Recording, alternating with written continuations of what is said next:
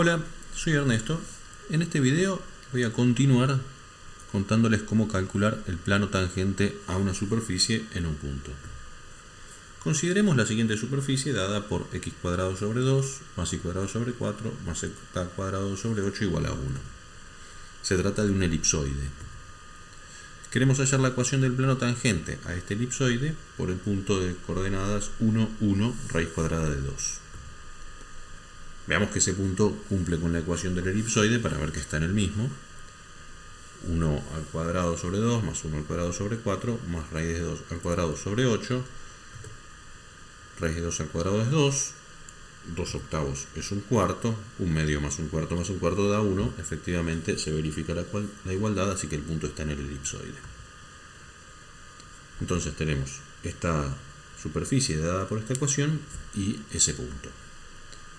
En un gráfico la situación sería la siguiente: así está el punto y el plano tangente es ese plano que está allí de color celeste. Aquí, a diferencia del otro video, z no está expresado en términos de x e y. Podemos despejar z para que quede expresado en términos de x e y. Pasamos los términos que tienen x e y para el otro lado restando. Pasamos el 8 multiplicando. Lo distribuí y se simplificaron las divisiones.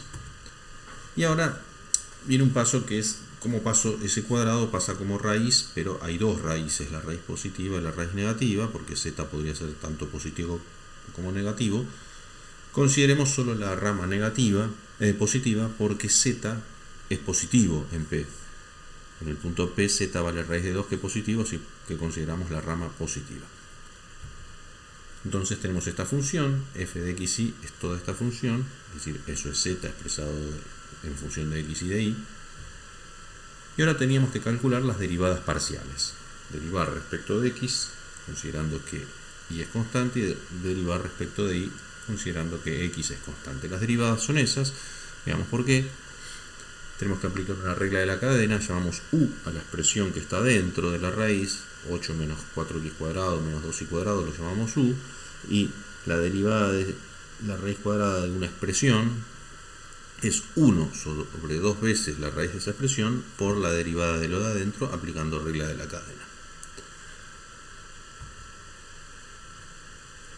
Es decir, bueno, esto 1 por u' es u', de modo que la derivada respecto de x es la derivada de lo de adentro respecto de x, o sea, menos 8x, dividido 2 veces la raíz de todo, y la derivada parcial respecto de y es la expresión que está allí abajo.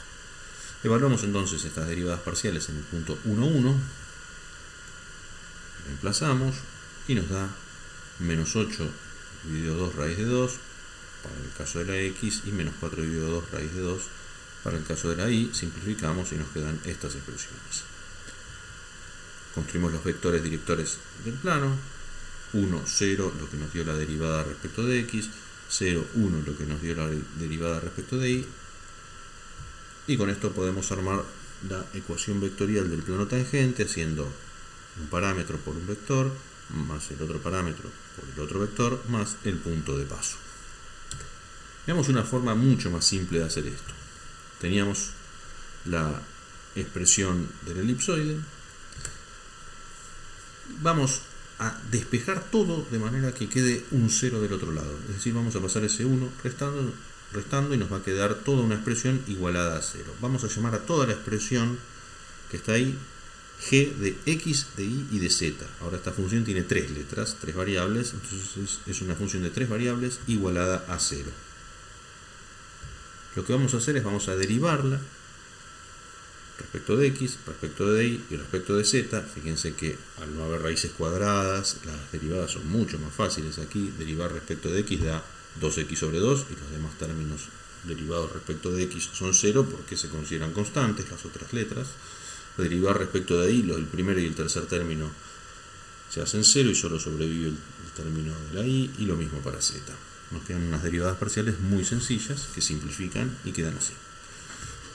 Ahora las evaluamos en los 3 valores de P. Tenemos 3 derivadas parciales y obtenemos 1, 1 medio y raíz de 2 sobre 4. Con estos 3 números vamos a construir un vector y y este vector resulta ser normal al plano tangente a la superficie por el punto P. Este es el vector normal al plano.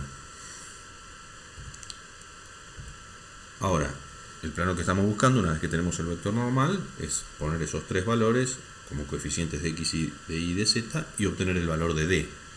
Bueno, como en el otro video, reemplazamos por el punto y despejamos de allí el valor de d. 1 más 1 medio por 1 más raíz de 2 sobre 4 por raíz de 2, eso tiene que ser igual a d. Raíz de 2 por raíz de 2 es 2, dividido 4, nos queda 1 más 1 medio más 2 cuartos, eso da 2. De manera que el plano que estábamos buscando es este de allí, que también es este de aquí, es el mismo plano, una vez escrito en su ecuación implícita y la otra en su ecuación vectorial. Claramente fue mucho más sencillo utilizar la expresión de g para hacer las tres derivadas y obtener el vector normal.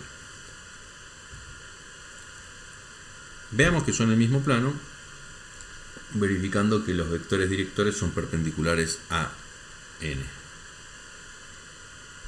Entonces tenemos los dos vectores directores del plano y voy a hacer el producto escalar contra n. Si ese producto escalar me da 0 en los dos casos, es que el vector normal al plano era perpendicular a los dos vectores directores, que es lo que se debe verificar.